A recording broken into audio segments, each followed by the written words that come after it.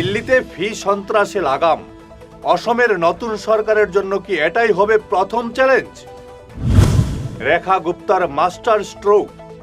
দিল্লির আদলে অসমেও কি আসবে কড়া ফি নিয়ন্ত্রণ আইন? পয়েন্ট ব্ল্যাঙ্ক 4 মের পর একাংশ বেসরকারি স্কুলের পকেট কাটা কি বন্ধ হবে? শিক্ষা কি শুধুই ব্যবসা? নতুন দিশপুরের কাছে লাখো অভিভাবকের প্রশ্ন, আমরা রেহাই পাবো কবে? নমস্কার, আপনারা দেখছেন ঈশান বাংলা পয়েন্ট ব্ল্যাঙ্ক। ভোট শেষ, আগামীকাল 4 মে ভাগ্য নির্ধারণ। পরশু থেকে রাজ্যে নতুন সরকার গঠনের কুচকাওয়াজ শুরু হবে।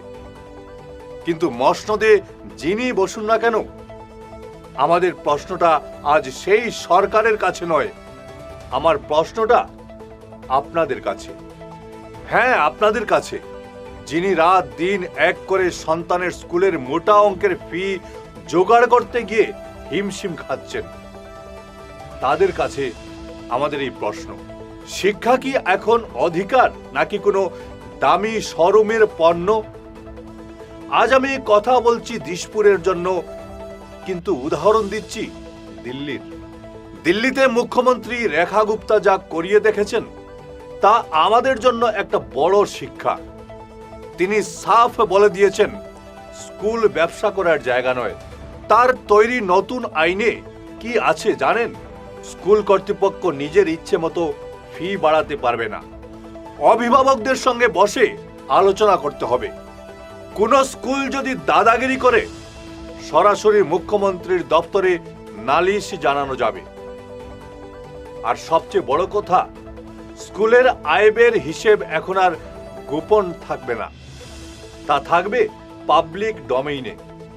একবার শুনে নিন দিল্লির মুখ্যমন্ত্রী কি কড়া ভাষায় সতর্ক করেছেন সেই সব স্কুলগুলোকে। दिल्ली के किसी भी प्राइवेट स्कूल में मैं खुद इंस्पेक्शन पे पहुंच सकती। हर स्कूल के नोटिस बोर्ड पे, उसकी वेबसाइट पे या उसका अपना कोई स्टोर है जहां से वो किताबें देते हैं, वहां पे भी आपको लिखित रूप में ये कहना होगा कि पेरेंट्स अपने बच्चों के लिए ड्रेसेस, बुक्स और स्टेशनरी कहीं से भी खरीद सकते हैं। कोई मजबूरी नहीं है कि वो स्कूल से ही लें या आपके बताए हुए एक ही वेंडर से उनको किताबें लेना उनकी मजबूरी हो। बिल्कुल नहीं। आपको अगर कुछ बताना है तो लिखित में 5-6 दुकानों के रेफरेंसेस दे सकते हैं कि आपको आसानी के लिए, परंतु कोई मजबूरी नहीं होगी कि किसी पेरेंट को आपके बताए हुए सेंटर से ही किताबें लेनी हो। इसको इंश्योर कर लीजिए, मजाक नहीं है, बहुत ही सीरियसली आपको ये कन्वे किया जा रहा है। इसमें कहीं पे भी कुछ भी गड़बड़ पाई गई तो उस स्कूल पे सख्त से सख्त एक्शन होगा और टेक ओवर भी हो सकता है। मेरा इंस्पेक्शन पे आना कोई गिमिक नहीं है, ये रियलिटी है और ये रिजल्ट है उन सारे कमेंट्स का जो लोगों ने, पेरेंट्स ने मुझे लिख करके भेजा कि मुझे अगली विजिट अपनी कहाँ करनी चाहिए। শুনলেন তো, একেই বলে সদিচ্ছা।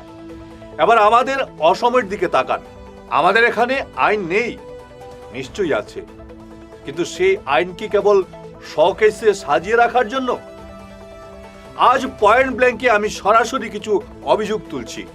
নাম্বার 1, সেশন ফির নামে বছর বছর যে লুট চলছে তা দেখার কি কেউ নেই? একটা নির্দিষ্ট দোকান থেকে বই কিনতে হবে, ওই দোকান থেকেই ইউনিফর্ম নিতে হবে। এই যে ওপেন সিন্ডিকেট বা ব্যবসা চলছে, প্রশাসন কি চোখ বন্ধ করে বসে আছে? আর তৃতীয় হচ্ছে মধ্যবিত্তের পকেট কেটে এই যে শিক্ষার বাণিজ্য চলছে, এর শেষ কোথায়? যারা ক্ষমতায় আসছেন তাদের উদ্দেশ্যে পয়েন্ট ব্ল্যাঙ্ক থেকে আমাদের স্পষ্ট দাবি, অসমেও দিল্লির মতো শক্তিশালী ফি নিয়ন্ত্রণ আইন আনুন আপনারা। স্কুলের ওই নির্দিষ্ট দোকান কেন্দ্রিক কমিশন খাওয়া বন্ধ করুন। একটা স্বাধীন তদন্ত কমিশন গড়ুন, যেখানে সাধারণ মানুষ বুক ফুলিয়ে নালিশ জানাতে পারেন। মনে রাখবেন, বড় বড় রাস্তা আর ফ্লাইওভার দিয়ে উন্নয়ন মাপা যায় না।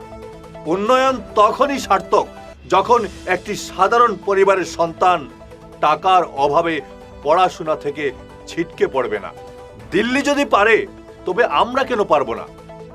নতুন সরকার কি পারবে এই শিক্ষা মাফিয়াদের চোখে চোখ রেখে কথা বলতে? আমরা নজর রাখবো, কারণ শিক্ষা কোনো বিলাসিতা নয়, এটা আমাদের জন্মগত অধিকার।